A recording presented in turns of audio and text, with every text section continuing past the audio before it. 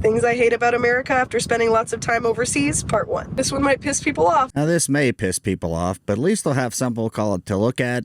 Stand by for something hilarious. Piss people off. I knew he messed up when he tripped over here, but he kept going, though, fast as he can be. But he hit the wall, no bounce at all. All right. You know, when the kids play COD and think that's the military, this is what you get. We got a group of kids who didn't do PE in high school, and God bless him. He'll probably be the most outstanding SF kick-ass dude ever. I've seen guys like this that are, you look at them part phase 1 of boot camp, and they're terrible. They become studs, but let's hope for it. Private, run it back. Private, you got this.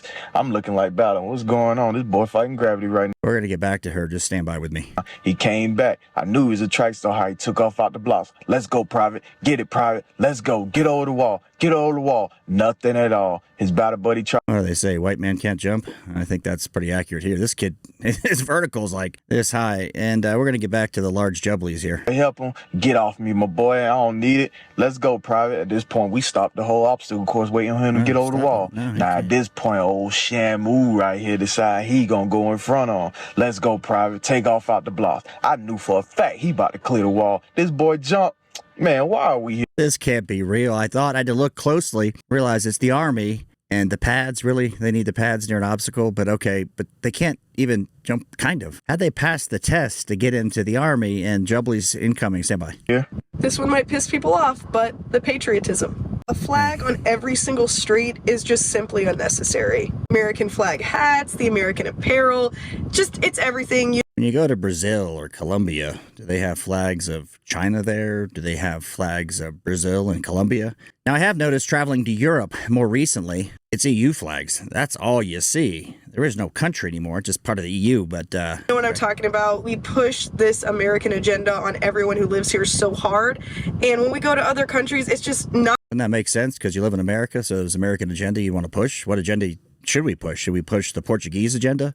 Should we push the Swedish agenda? Help me. Push that hard. When you go other countries, they rep their country without being literally annoying about it.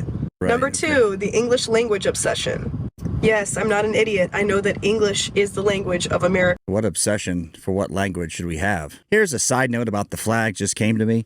When people come here from Mexico or Puerto Rico, you'll see often flags up in their car. They're proud of where they came from. They're proud of their heritage. That is a thing, but I guess you can't talk about that. That'd be considered hate speech and harmful or something. But at the same time, don't you think it's a problem that almost 80% of America, of our country, literally only speaks English? No, considering that's the language of the country, it'd be what you want to do, right? We don't want to speak in 35 different languages so we can't communicate and conduct commerce. I'm going to thank you in advance for going to the description below. I've been demonetized on YouTube, shadow banned, deemed hateful and harmful. Go to my mailing list. It's free. You also can find me on Rumble. But we need to keep in touch. If you like these videos, I recommend going there. We can keep in touch. Thank you. If you don't think that's a problem, then you've never left America, because I can tell you right now that it is very much a problem. At the bare minimum, we should be taught on a much higher level, at least 1 or 2 other languages, and we're just simply not. And then we get upset with tourists when they don't speak perfect English when they come here. And it's just out of control, because we as Americans, when we go to other countries, what language do we expect them? When I was in Thailand or Korea, I expected people to speak their language. If they spoke English enough, I appreciated that. I didn't expect them to speak English in a rural area. That's just the way it worked, right? They may know more English than I know Thai, but we pick it up. I don't expect another country to speak another language because that's the country they live in. I mean, where does this end? What language should we speak? Should we speak one of the varieties of Chinese or the Indian language? I mean, a lot of different varieties. What does she demand from you? To speak. Always English. Always. Right.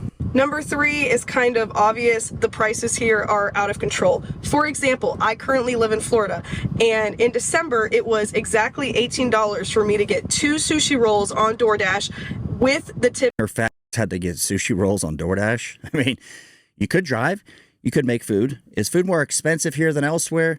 I think it all works itself out when you figure what people make. The choice is right. You're getting sushi. You're not making your own food. I mean, you go to most places in the world in rural areas, they're not buying prepared food.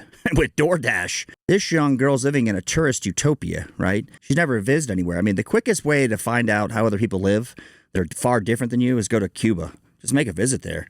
Get outside Havana and see how people live. There's the socialist utopia they demand. Delivery included with that. That was literally in December. It is end of February right now. I just made that same order and it is $23. So that went up $5 for the exact. Why do you think that is? That's real simple. Cost of energy. All this is about energy. I'm not trying to get an economics lecture on you. But when diesel's $1.77, now it's $5. Everything comes to you via diesel. You think that makes a difference? Think that matters at all? She's not out here complaining about Joe Biden's energy policy, is she? I mean, that is a fundamental factor here in the cost of things. Exact same order that I had in December. The pricing just keeps going up here and everything is going up except for people's salaries, and it's just simply not okay.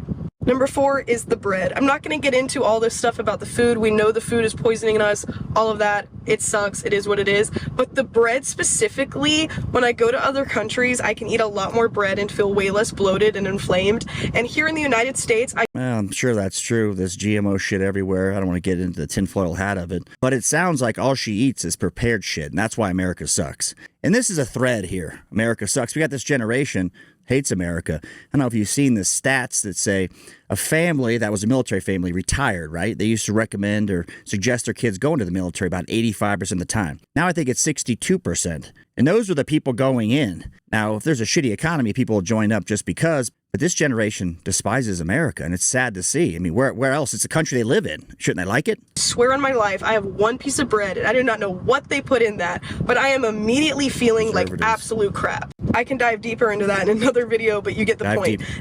You can dive deeper into it on the OF account, I suspect. I mean, I look at her handle here on TikTok. I would venture to say there's a link tree back to an OF account for the large mammary glands. 5 is going to be the obsession with work. Now, we all know this, the American dream, all this BS. Basically, the obsession with work. So I've been to other countries, a lot of them. And if you're high up in the food chain, not an oligarch, but you're a working nouveau riche, right? Everybody works a lot. Now, we do work a lot here, but there's a lot of upside here.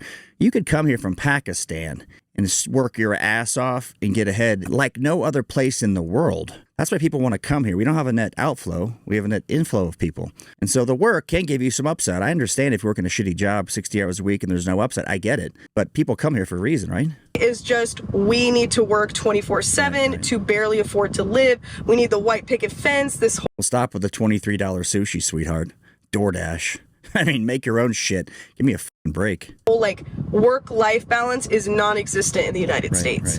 With most other countries, you realize very quickly that this is just simply an American thing. Let's talk about work-life balance for a second. I'll reference back to Cuba because it's close. Everybody ignores that. No one wants to work hard outside because the government's taking 80% of the shit you make. Let's say you're a yucca farmer. You're going to want to work harder when the government just takes it from you? There is no upside. There is no ability to accumulate wealth. A lot of these countries she's referencing have a huge social safety net system. There is no upside. You can do a whole lot of nothing, you're going to get X. People who want to work hard are discouraged because there is no upside to that. I mean, this is not hard, but of course she hates America, sitting in her car with the sunroof, getting her $23 sushi, of course. And they just want us to maintain this insane work life where even taking more than 2 weeks off a year is considered bad or looked down upon or lazy. They don't want you to just enjoy your life, and it really sucks. Of course, there's things about the country she may not like, right? But the reality is where it's better. What's a better country? Do they want her? Let's say she found that utopia. Do they want her? Does she bring skills to the table? They want to bring her into the country and allow her to stay with a permanent work visa? Probably not. Again, thank you for going to the description below. Get on my mailing list. I am on Rumble. Make sure to follow me if you want to see these videos in the future. I do not know where they're going to end up. And as always, I appreciate your time.